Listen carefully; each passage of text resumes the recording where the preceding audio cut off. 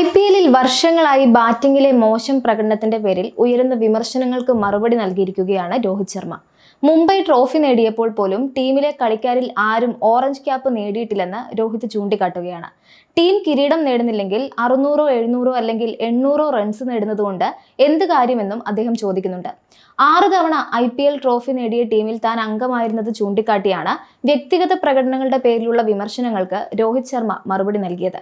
2024 സീസണിന്റെ തുടക്കത്തിലാണ് രോഹിത്തിൽ നിന്ന് Mumbai management captain സ്ഥാനം തിരിച്ചെടുത്തത്. ഇത് ഹർദിക് പാണ്ഡ്യയ്ക്ക് നൽകുകയും ചെയ്തു.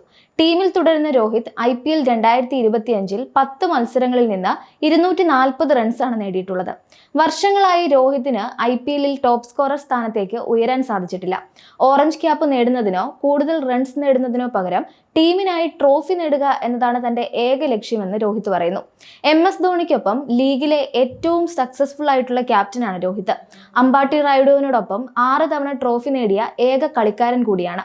ഉയർന്ന റൺസ് നേടുകയും ടീം വിജയിക്കാതിരിക്കുകയും ചെയ്താൽ അതുകൊണ്ട് ഒരു പ്രയോജനവുമില്ലെന്നും ടീം പ്ലേ ഓഫ് യോഗ്യത നേടുകയും കിരീട നേട്ടം കൈവരിക്കുകയും ചെയ്യുന്നില്ലെങ്കിൽ താൻ 500 റൺസ് കൊണ്ട് എന്തു ചെയ്യുമെന്നും വ്യക്തിപരമായി അത് നല്ലതാണെങ്കിലും ടീമിന് അങ്ങനെയല്ലെന്നും ഒരു സീസണിൽ ഇത്രയും റൺസ് നേടണമെന്ന് ഒരിക്കലും ലക്ഷ്യം വെച്ചിട്ടില്ല എന്നുമാണ് രോഹിത് വ്യക്തമാക്കിയത്.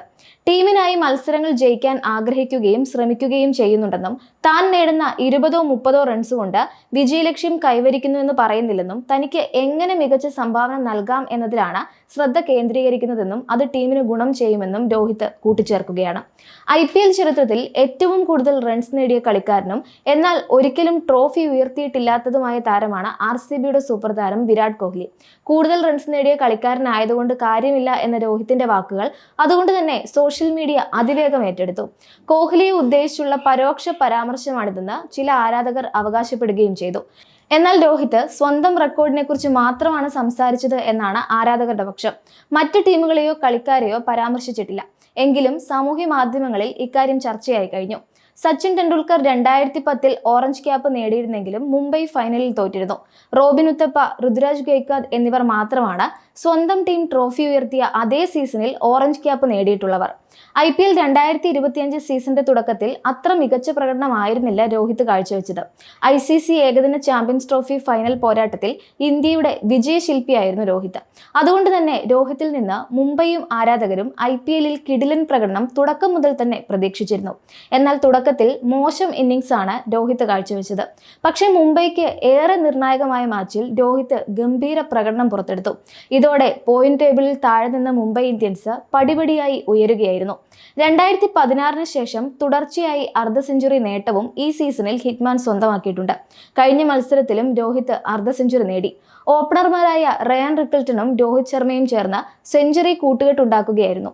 36 പന്തിൽ 9 ബൗണ്ടറികളോടെ 53 റൺസ് എടുത്താണ് രോഹിത് പുറത്തായത്.